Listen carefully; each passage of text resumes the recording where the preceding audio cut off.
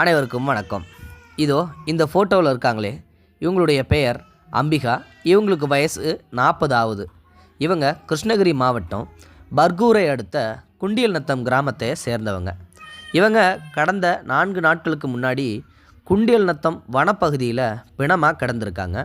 இதில் அம்பிகாவோட இறப்பில் சந்தேகம் அடைந்த அவளுடைய மகள் பர்கூர் காவல் நிலையத்தில் புகார் கொடுக்குறாங்க. புகாரை வாங்கின போலீஸ் அங்கே வந்த அம்பிகாவோட உடலை கைப்பற்றி பிரேத பரிசோதனைக்காக கிருஷ்ணகிரி அரசு மருத்துவக் கல்லூரிக்கு அனுப்பி வைக்கிறாங்க. இந்த சம்பவம் குறித்து வழக்கு பதிவு செஞ்ச போலீஸார் பர்கூர் காவல் துணை கண்காணிப்பாளர் மனோகரன் தலைமையில் தனிப்படை அமைச்சு தீவிர விசாரணையில் ஈடுபடுறாங்க. அப்பொழுது அம்பிகாவோட செல்ஃபோன் சுவிட்ச் ஆஃப் செய்யப்பட்டு அவர் இறந்து கிடந்த அந்த வனப்பகுதியிலிருந்து சுமார் 30 அடி தூரத்தில் உடைஞ்ச நிலையில் கிடக்குது. அந்த செல்ஃபோனை கைப்பற்றின போலீஸார் அதை ஆய்வு செய்கிறாங்க. அதில் திருப்பத்தூர் மாவட்டம் நாற்றம்பள்ளியை அடுத்த பந்தாரப்பள்ளி கிராமத்தை சேர்ந்த ஏழுமலை அப்படின்றவரோட தான் செல்ஃபோனில் கடைசியாக பேசியிருக்கிறது தெரிய வந்திருக்குது. இந்த நிலையில் சந்தேகத்தின் பேரில் பர்கூர் போலீஸார் ஏழுமலையை தேடி வந்த நிலையில் உறவினர் ஒருவருடைய வீட்டில் பதுங்கியிருந்த அந்த ஏழுமலையை கைது செய்து விசாரணை நடத்துகிறாங்க. அப்பொழுது பல திடுக்கிடும் தகவல்கள் வெளியாகுது. என்னென்னலாம் நடந்திருக்கு அப்படின்றத பற்றி இந்த வீடியோவில் முழுமையாக பார்க்கலாம். அம்பிகாவுடைய கணவர் சில வருடத்துக்கு முன்னாடி இறந்து போயிடுறாங்க. தனிமையில் இருந்த அம்பிகா தன் மகளோட வசித்து வந்துக்கிட்டு இருக்காங்க. இந்த நிலையில் தான் தன்னுடைய மகளை எப்படியாவது காப்பாற்றணும், அவளை நல்லபடியாக படித்து வைக்க ஆளாக்கணும் அப்படின்னு சொல்லிட்டு வேலைக்கு போயிருக்காங்க. இப்படி வேலைக்கு போகும்போது தனிமையில் இருக்கிறதால சில ஆண்களோட பேசுவது வழக்கம். அந்த பழக்கமானது தவறான உறவில் போய் முடியுது. நிறைய ஆண்களோட அம்பிகாவுக்கு பழக்கம் ஏற்படுது. அப்படி ஏற்பட்ட பழக்கத்தால் உருவானவர் தான் அந்த ஏழுமலை. அவரோட அடிக்கடி அவங்க தனிமையில் சந்திக்கிறது உண்டு. அப்படி தனிமையில் சந்திக்கும்போது அவங்க அடிக்கடி உல்லாசமாகவும் இருந்து வந்துகிட்டு இருந்திருக்காங்க. இப்படி உல்லாசமாக இருக்கும்போது ஏழுமலை அம்பிகாவுக்கு சில தினங்களில் பணம் கொடுத்து உதவி செய்யிட்டு வந்துட்டு இருந்திருக்காரு. தன்னுடைய மகளோட படிப்புக்காகவும் அவளை வளர்க்குறதுக்காகவும் ஏழுமலை கிட்ட உல்லாசமாக இருக்கும்போது எனக்கு பணம் கொடு அப்படின்னு சொல்லிட்டு இவங்களாவே கேட்டு வாங்குவாங்க. ஏழுமலையும் சரி உல்லாசமாக இருக்கிறமே அப்படின்னு சொல்லிட்டு அம்பிகாவுக்கு பணம் கொடுத்து உதவி செஞ்சுட்டு வந்துகிட்டு இருந்திருக்காரு. இதே மாதிரி அடிக்கடி நடக்கும்போது ஏழுமலையோட நண்பர்கள்கிட்ட ஏழுமலை அம்பிகாவை பற்றி சொல்லியிருக்காரு.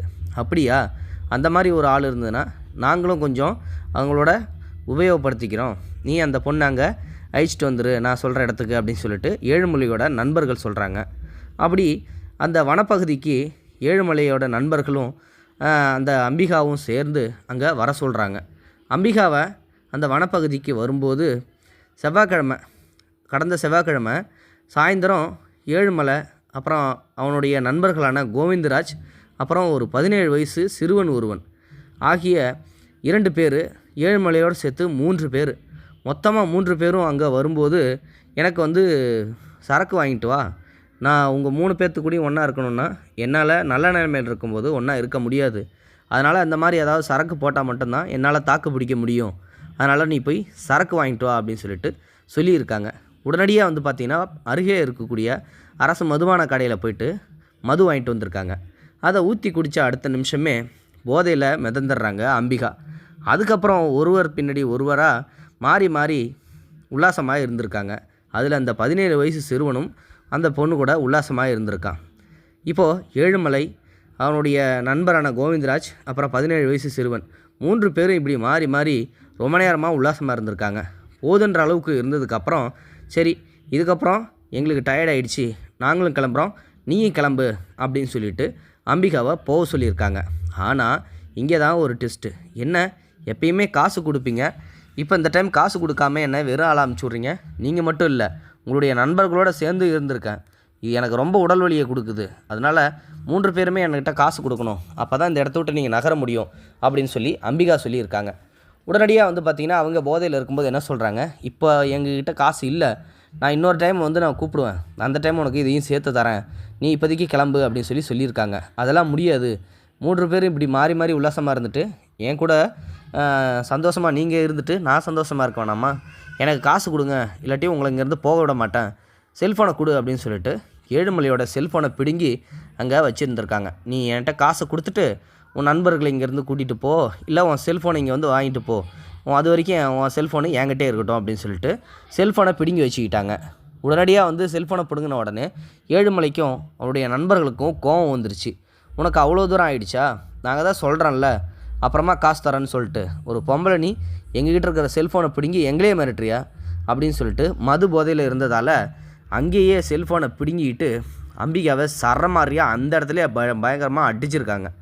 3 பேரும் வந்து பயங்கரமாக அடித்த அடியிலே வந்து பார்த்திங்கன்னா சம்பவ இடத்துலையே பரிதாபமாக அம்பிகாவோட உயிர் வந்து பிரிஞ்சிடுச்சு.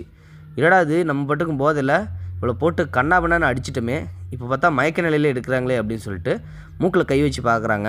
மூச்சு இல்லை, நாடி துடிப்பெல்லாம் எதுவுமே இல்லை, சுத்தமாக ஒரு பிணை மாதிரி கடந்ததால் அதிர்ச்சி அடைஞ்ச அந்த ஏழுமலையும் அவனுடைய நண்பர்களும் இதுக்கப்புறம் நம்ம இங்கே இருந்தோன்னா நிச்சயமாக நம்ம மாட்டிக்குவோம், வா இங்கேருந்து ஓடிடலாம் அப்படின்னு சொல்லிட்டு அம்பிகாவுடைய செல்ஃபோனை இனிமேல் வச்சுருந்தோன்னா நிச்சயமாக இதை வச்சு போலீஸ் நம்மளை கண்டுபிடிச்சி விடுவாங்க, இது எங்கேயோ தூக்கி கடாகணும், அதுவும் அடித்து உடச்சி தூக்கி கடாகணும்னு சொல்லிட்டு அங்கேருந்து ஓடும்போது ஒரு 30 அடி தூரத்தில் அங்கே போய் செல்ஃபோனை ஒரே அடியாக அடித்து உடச்சி போட்டு அங்கேருந்து தப்பிச்சு ஓடி இருக்காங்க. இந்த விஷயம் எல்லாமே போலீஸோட விசாரணையில் தெரிய வருது. இது எல்லாத்தையும் ஒப்புக்கொண்டதால் ஏழுமலையை பிடிச்சி உள்ளே வச்சிடுறாங்க. தலைமறைவாக இருந்த ஏழுமலையோட நண்பர்களான ராகுல், கோவிந்தராஜ் ஆகிய அவங்களையும் அதுக்கப்புறம் தேடி கண்டுபிடிச்சி கைது செய்கிறாங்க. 3 பேரையும் வழக்கு பதிவு செய்கிறாங்க. அவங்க பேர் மேலே போலீஸார் நீதிமன்றத்தில் ஆஜர்படுத்தி 3 பேரையும் சிறையில் அடைக்கிறாங்க. இந்த சம்பவமானது பர்கூர் சுற்றுவட்டார பகுதியில் பெருத்த பரபரப்பை ஏற்படுத்தி இருக்குது. இதை பற்றி நீங்கள் என்ன நினைக்கிறீங்கன்றதை மறக்காமல் கமெண்ட் பாக்ஸில் சொல்லுங்கள். முடிந்தளவுக்கு இது வீடியோ மற்றவங்களுக்கு ஷேர் பண்ணிவிடுங்க. தேங்க்ஸ் ஃபார் வாட்சிங். இது போன்ற செய்திகளை உடனுக்குடன் நீங்கள் தெரிந்து கொள்ள மறக்காமல் எங்களுடைய சேனலை சப்ஸ்கிரைப் செய்யவும், கூடவே பக்கத்தில் வரும் பெல் ஐக்கானையும் கிளிக் செய்யவும்.